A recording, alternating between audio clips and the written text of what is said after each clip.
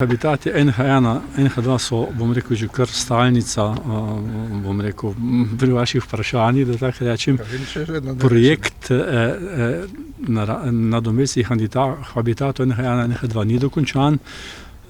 Razlog je ta, da smo v enem delu, tam, kjer je zemljišče v državni lasti, uredili določene možnost pretoka vode na koto stoletnih voda, torej, da imamo zaščito spodnjega starega gradu, deponije Kostak in tudi seveda nuklearke, za kar smo pridobili tudi pozitivno mnenje Uprave za jedrsko varnost.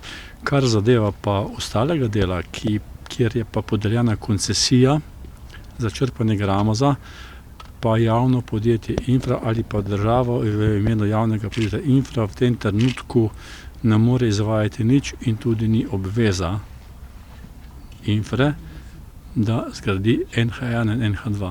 V dokumentu, ko mu rečemo uredba o podelitvi koncesije in v rudarskem načrtu jasno opredeljeno in rok in način izčrpavanja gramoza. In ko bo ta gramoz izčrpan, bo ta prostor predstavljal pravzaprav že zgrajen habitat. Daleč od tega, da bi zdaj uperil prste v Kostak, da je on kriv, da ni habitata.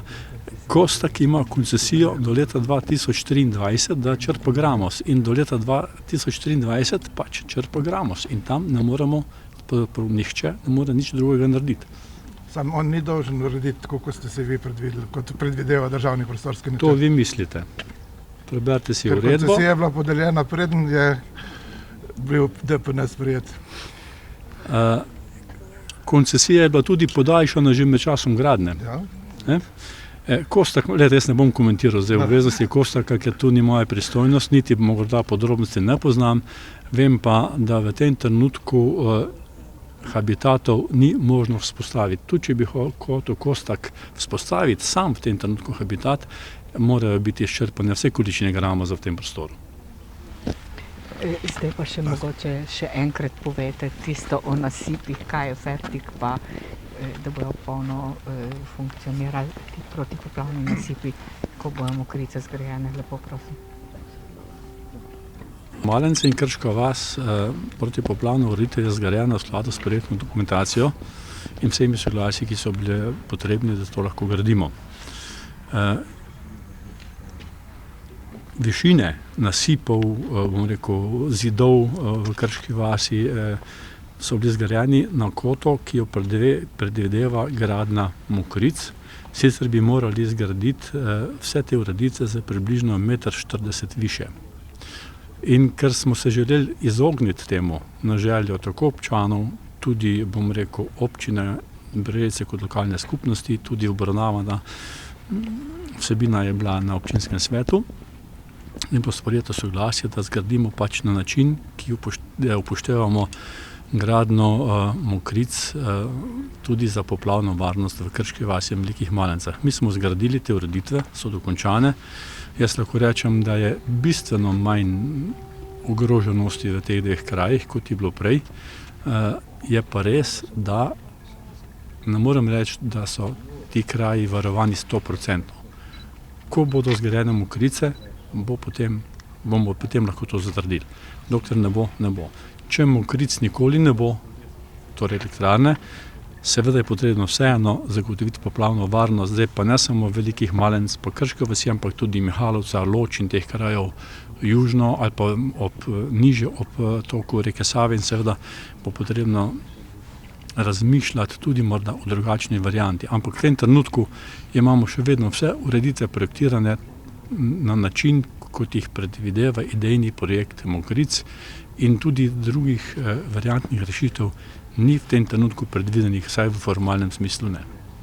Kako, če Mokric nikoli ne bo? Če koncesijska pogodba z državo podpisana, da bodo in ljudje so pristali edino na verigo s tem pogojem? Jaz se strinjam z vami. Popolnoma se strinjam z vami. Mislim pa, da za ljudi, ki so se strinjali s tem, so imeli predvsem v mislih poplavno varnost. Zdaj, res je, koncesijska pogodba pač je napisana tako, kot je in vsebina je takšna, kot je in se strinjam z vami, da takšna je.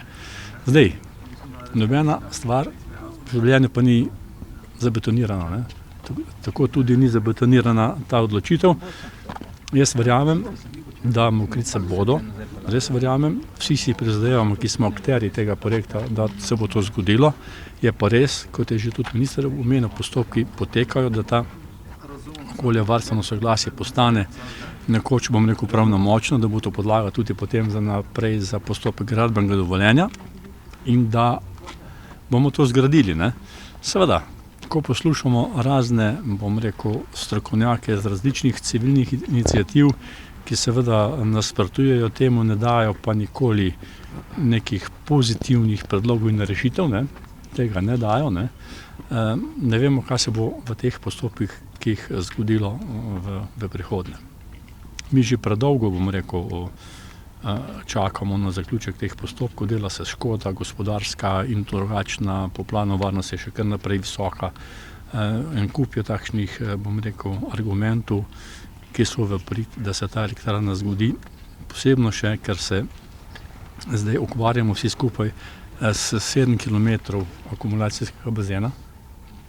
Gradili smo 50 km teh objektov, naprav in ureditev, ne. In kot vidimo, nismo vse uničili, tako hoče kdo prikazati. Seveda smo uničili, seveda so tudi kakšne negativne posledice nastale, seveda je pa tudi nastalo veliko pozitivnih stvari. In jaz verjamem, da bo kljub vsem spoštovanju do projektantov različnih strok, narava bo na koncu čez desetletje ali 2, 3 pokazala, katere ureditve so bile prave in katere niso bile škodljive. Jaz mislim, da bo prizanesljiva do tega projekta, ta narava.